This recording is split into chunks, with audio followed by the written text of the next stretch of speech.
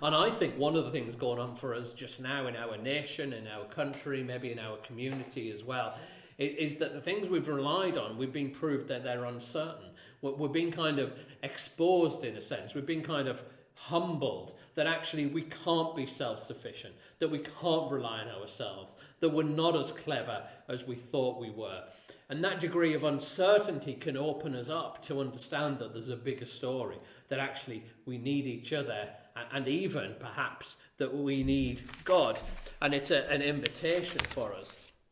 to discover a deeper story, and to discover actually where is the foundations that we can really rely on, as we're shown that the foundations that we have been relying on are so uncertain and so fragile.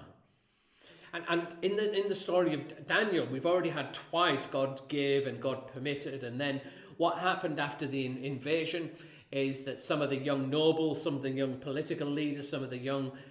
the best people from the royal family, what they would do is they'd get dragged out of Israel and took all the way to Babylon. And typically what they would do in those days when they invaded a country is you would take the top young leaders out of the country and you would brainwash them, you would train them in your own culture and in your own religion and your own ways, so that eventually they would become leaders, puppet leaders almost, that you'd shape them in your own image and then you could send them back. And so Daniel and his friends are some of the ones who got took out of Israel, and they get taken to Babylon. And they get shaped into the religious teaching of the day and the political teaching and all the philosophy of this foreign land, which was totally against God. And then what happens next is really, really interesting.